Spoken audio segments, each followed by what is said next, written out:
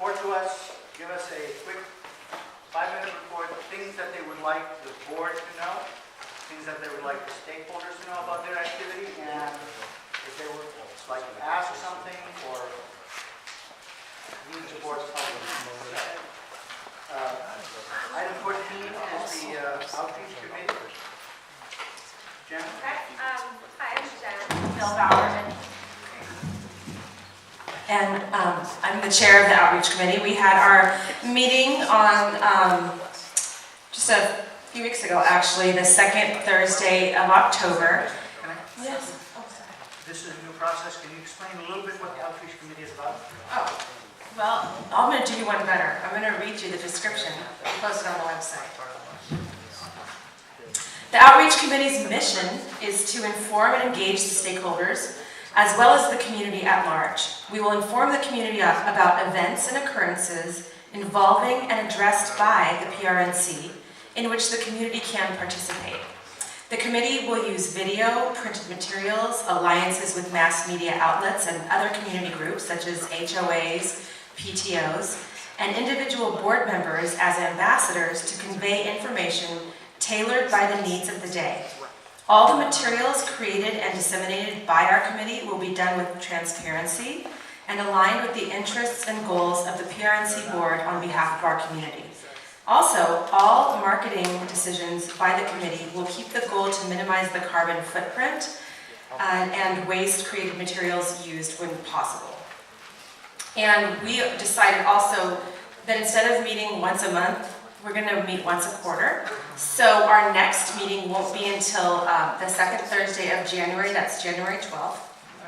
And we had a lot of things on the agenda. We do meet down at the Porter Ranch Library on Tampa. We meet in the community room. And we talked about some of the items that we needed to purchase for outreach, some that are replacement items that will be going over in another motion here, some things that we just feel like we need. And we also talked about, putting together a survey. It will be different from the survey that's already over on the table. We really want to hear back from the community. We really want to find out from the community, feedback from what you feel are the important issues of the day, your concerns. We also want to hear how you heard about us, and we want to sort of refine our attempts to reach out to other people in the community who may not know that we actually even exist, because believe it or not, there's plenty of people like that. We talked about, what we could do better in terms of could we make any changes and updates to the website, how we could maybe do a newsletter that would be maybe once a month, and we're still, sort of working on that, some of those ideas. We also talked about the holiday party, and that's another motion that's separate. We'll talk about that some more in a minute. And then we also talked about doing, what events did we want to do? We had some great ideas.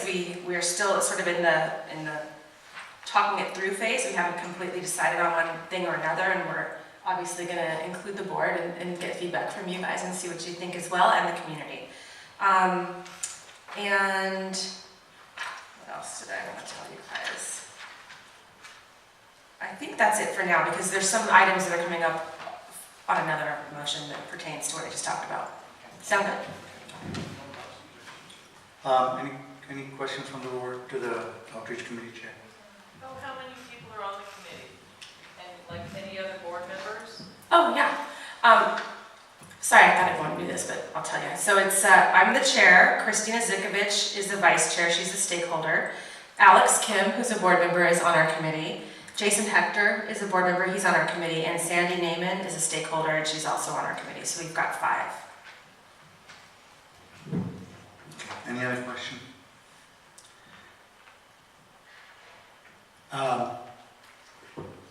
Comment from the public for the outreach committee?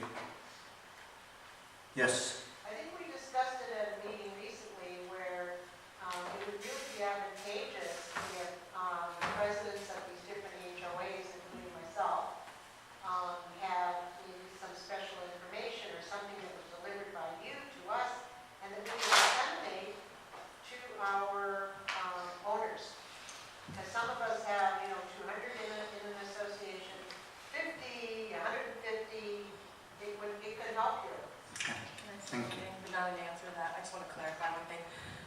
should have clarified this at the beginning. So the function of a committee is, all we do as a committee is to advise the board. We can't make any decisions, we can't act alone and by ourselves. So when we have our committee meetings, then we decide what we want to bring up to the board, and then it's actually just an advisory So committee. like this comment, you can take it. Right, absolutely, but I thank you for that comment. You sure? Yes, Lynn. I was not aware that the neighborhood council existed, and I live in one of the communities that isn't gated, so some kind of brainstorming to figure out how to reach out, because there are a lot of us. Okay. And I Let don't have me- any ideas to help you. Let me suggest, anyone who has some ideas on what they would like to see done based on the way they and their neighbors function, come to the outreach committee, let them know, let that be the vehicle to get these ideas out. Okay. Okay. All right. Yes, John. Yes, John.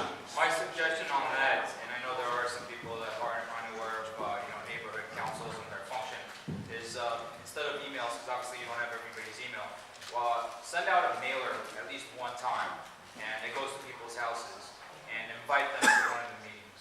Maybe that's something the outreach committee can do. And that way, after that, they've already received it at their house, and they should be aware of that. Becky? Can I make a comment? Go ahead. I agree with you. I'm sorry, I don't know your name. John. Lori Abasiano, sorry. John, okay. No, you. Oh, Lori. Lori. Lori, okay. I'm not.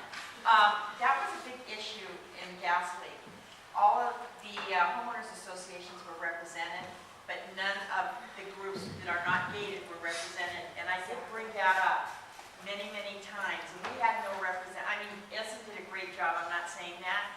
But I don't live in the gated community, and I didn't feel like I was represented, and I kind of get a little offended when PRCS gets all the attention and Castle Bay doesn't get any of it, because this is a gated community, and that it's almost like two separate areas. So I applaud you for bringing that up, and I think that that's something we really have to work toward, is engaging the people who are not in homeowners associations that are east of Tampa. Help us do what you need done. Let us know and we will work on that. Thank you. Okay. I'm going to go to the next committee, sustainability.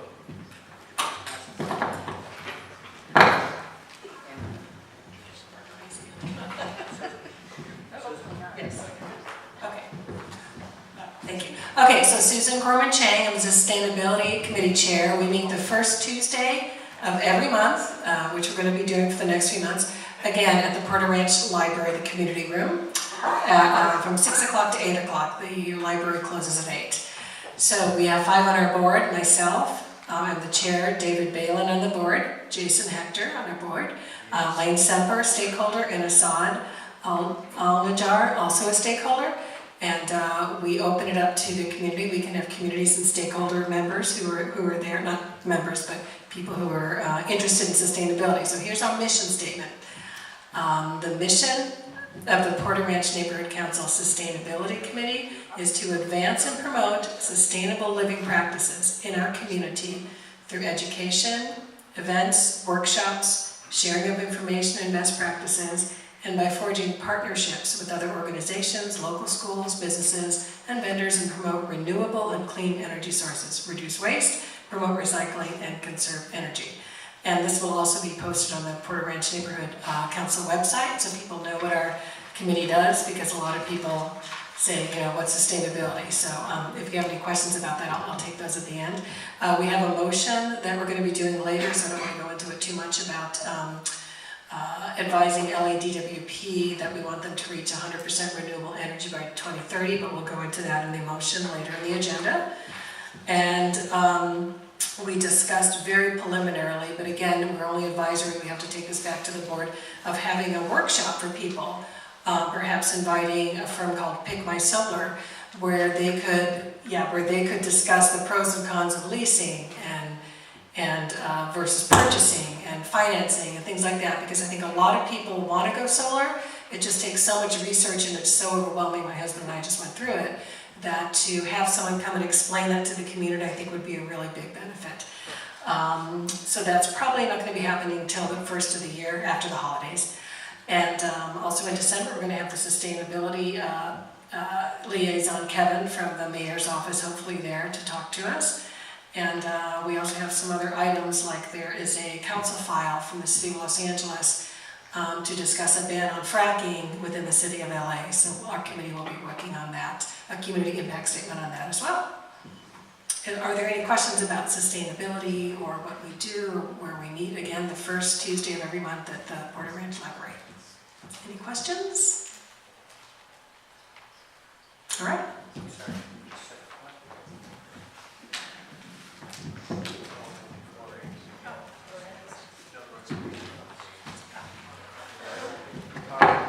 And the third committee is the community beautification. Oh, I'm sorry. That's I didn't Who's say- talking? Lori's doing it.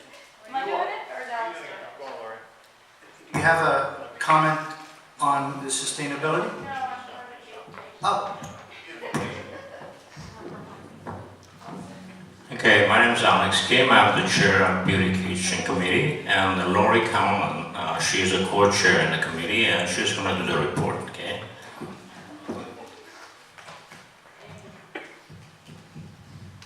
Who do I face? Over there, okay. Hi, everybody. Okay. So beautification met on October 25th, Tuesday. We decided we want to have a meeting every fourth Tuesday. We met here, but normally we're going to meet at the PRCS library, I believe. I'm looking to Jason. Or at the one on Tampa. Or at the library. Okay. So that's kind of up, but you'll be notified. So we had our meeting. This is our mission statement. Mission of the Porter Ranch Council Beautification Committee is to promote stakeholder involvement and facilitate long-term solutions for the beautification of Porter Ranch through city service providers and community events. So what our goal was to try and educate the community about 311 and about how we can call the city and have them come out and clean.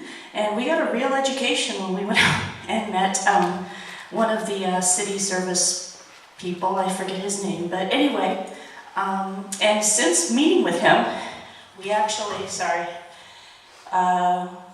had Tampa, Wilbur, Corbin, and Rinaldi cleaned by the city. I don't know if everybody noticed that. Pretty big deal. We were pretty proud. They cleaned through our plate, too. Did they?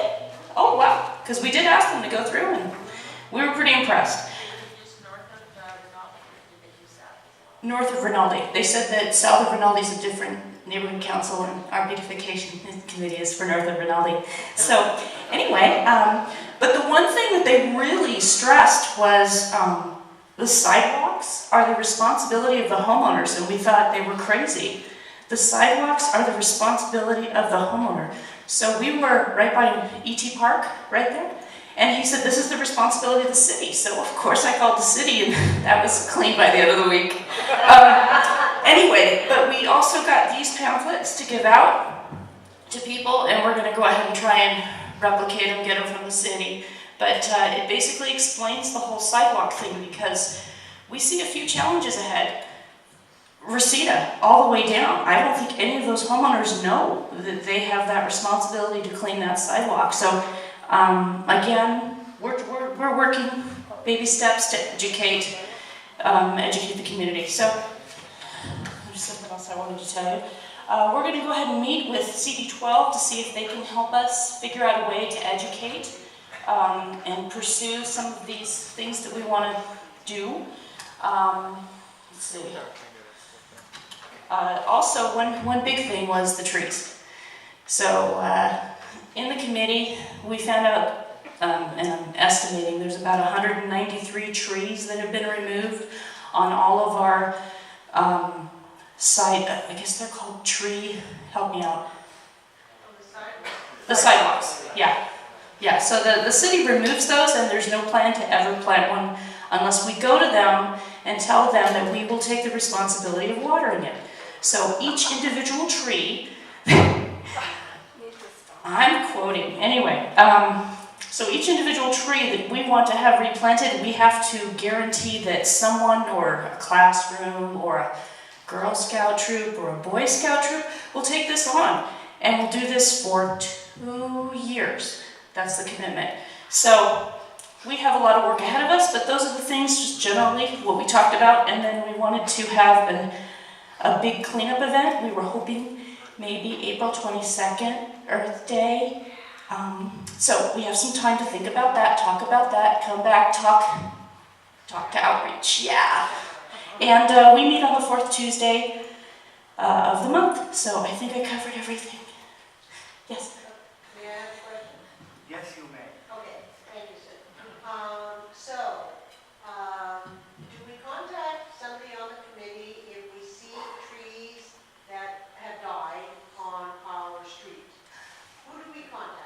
Well, we went through a lot of the trees on the street, and I think, I don't know if somebody's made a map, but I know that he counted all the trees up and down. The ones that need to be taken out? Oh, they need to be taken out. That are dead? Okay, that we haven't. Because after you drive up Tampa, even all the way down from Devonshire, but never mind them because apparently we're just from north of Rinaldi. So, from north of Rinaldi on Tampa, and I don't know whatever other streets, but there are many dead pines. When you need those removed because they're right up against buildings, they're city trees. So do we contact you and ask somebody? I think you can, first thing you can do is, if I were you, I'll contact City 12 office. They should be able to take care of things just right away. So do we have like a phone number Yeah. or who is it? Yeah, Mitch England's office. Oh, it's called Yeah. that. Okay, because I had just recently called and had spoken to a young lady. She says that they're sending an inspector out to look at the trees in Aliso Canyon that are dead. And so I'm waiting. Let me, if I may say, you shouldn't limit yourself to one contact that you make. There's nothing wrong with reaching out, leverage the committee's contact. So you contact 311, great. Contact Ms. Engler's office, great. But do contact the committee. Let the committee know so they put it on their radar screen so that when they go and advocate for beautification, it is on their list. There's no, you don't do anything wrong by telling more people than Right. Okay, so you got the message? Right. One other tiny question. This is a very small one. I was driving on Reseda, just north of Martini, and you go under the freeway. And I see a median that is being beautified. Yes. And it's with palm trees and hardscape and gorgeous. How does that happen? Well, Mel Mitchell last month brought up, Northwest is doing a beautification project. And what they're trying to do is the whole median from Devonshire all the way up. And then Porter Ranch Neighbors Council, we have a little parcel there. And they're asking for $500 to bring the water in. They're going to pipe the water so that they can water the trees. And it's the same group that's doing the one on Reseda. So you're talking about everything from Devonshire All the way to Rinaldi. And all we have to do is chip in for that one parcel that's about $500. Yeah. just say, Francis. I don't, last night I came in minutes also from Northbridge West. That is Northbridge Sparkle, who does the City Boulevard. Tampa is the median, but Sparkle does that. And this guy does it for $1. Northbridge West put in $1,500. They were able to use that to raise over $20,000 in 90 days. Somewhere. And their worker bees who do it are just for homeless shelter. And we have that on the beautification committee thing? Thank you. You know, the committee. I don't want to do the business of the committee here, so my suggestion is, at the next committee meeting, come and talk. Thank you. Quickly. You guys deal with that at all? You don't think that the beautification committee? I don't know. Okay. I I wanted to just let everyone know for, if you want to look on our website, if you want to see the minutes, the draft minutes from outreach, and I believe also sustainability's draft minutes are on there. They're under agendas and minutes. That's where you can find them. And beautification. Perfect. That's where you guys can find them if you want to see what happened at the meetings. Thank you. That's enough on the committees. Let's move on to item 17. Okay, item 17. Anybody that on the committee needs to recuse himself or herself? I take it, Jason, that's what you're doing. For 17 and 18. 17 and 18. Anybody else? Okay. All right. Item 17, it is the discussion of and possible action to approve the PRNC position letter on the Aliso Canyon gas storage and processing facility. This letter is in the packet that was sent out with the agenda. Let me look at it quickly. It is 5 pages. It's not exactly a short letter.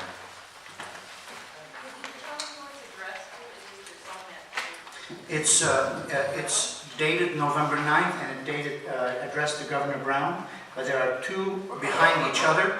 The first one says regarding Boulder Ranch Neighborhood Council position regarding the Aliso Canyon storage facility. I have the proposed roadmap. The one before that.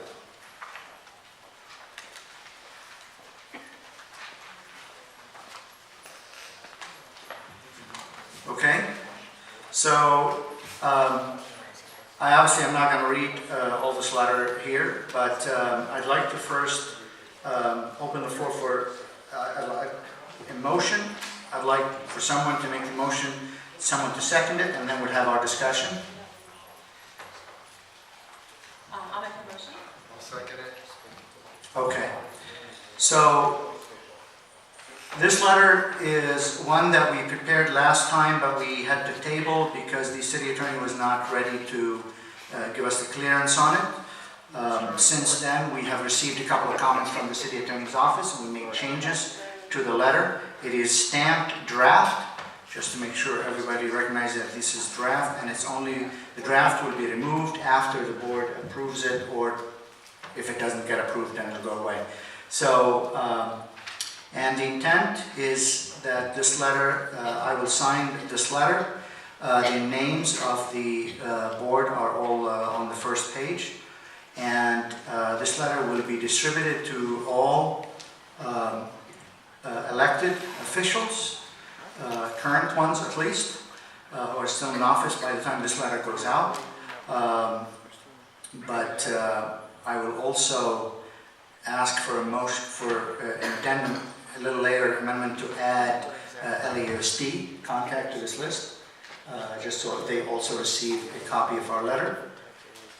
If you think it's appropriate, I'd be happy to get you contacts for the assembly member-elect, senator-elect, and supervisor-elect if you want to add them to the CC list. Thank you. I thought about that, and considering the timing of this, theoretically, the existing ones will still be in office, but that would not hurt. Okay. All right, so the essence of this letter is as such. The letter identifies 3 claims that the SoCalGas makes about the facility, and then provides an argument that to demonstrate or to rebut that argument and to state that it is a false statement, or at least that we disagree with the statement. The first issue, that the Aliso Canyon facility is safe to operate, and again we go through a discussion as to why we believe that is not the case.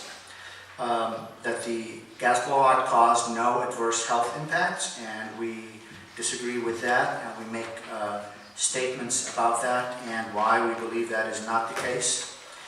And that finally, that the Aliso Canyon facility is a critical component of the energy delivery system in Southern California. And again, we make the points based on all the meetings that we've had and all the information that we've been able to to gather and all the discussions we've had with different entities as to why, if there is truly a desire to have an energy system that does not use Aliso Canyon, that is a possibility. The question is, will the state and have that the will to go down that road and develop an energy system or modify the energy system to be able to operate without the facility. I would like you also to know that I have, after meeting with the Energy Commission panel in Diamond Bar, that was, I don't know, 6 months ago? No, not even, no, 3 months ago or so. I was introduced to the senior advisor to the governor on this issue, who was sit on the panel, and he has been very gracious and he has opened a lot of doors for contacts. I have met with Dogger staff, I have met with the PUC staff, and I have had conversation with the Air Resources Board about some of the other issue that I will bring up. But I want to, you know, we tried to push these points just verbally as part of the discussion, and hopefully that we can, if we approve this letter, we'll be able to submit it to them officially and they can have it on the docket and it'll be part of the PUC proceeding. To Jared's discussion earlier, I want to mention something, and I don't know if it falls through here, but I'm going to just take the time to say it. The process, as has been laid out to me, is going to go this way. Dogger is merely evaluating the wells. This gas company asked them to come and certify that the wells meet the criteria that have been established. Dogger's does not extend beyond the well evaluation. The only thing they will say to the PUC is how much pressure the system can take based on their assessment of the wells. So just, you got to compartmentalize it like that because government is compartmentalized. So Dogger makes that assessment. They have no say about how much gets injected, how it gets used. Their job is to inspect and validate the wells and set the pressure limit. That is key because then that goes to the PUC. The PUC is doing one calculation right now. Is doing a calculation to see, based on the analysis of how much gas supply and demand and how much deficit there is, they're going to make one calculation as to how much volume they want to tell the gas company to put in there as a maximum number. Okay? And as long as that maximum number comes out with a pressure that is less than the pressure that Dogger set, then they would be satisfied with it. So the upper limit of that pressure is what Dogger sets. But the volume that they will calculate is based on the demand and the supply for the gas in the service area. And that's where things get dicey.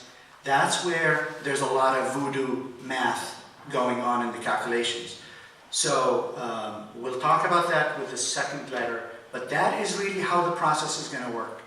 That Dogger is looking at the wells, and we cannot influence that because there's a numeric criteria that they're required to do.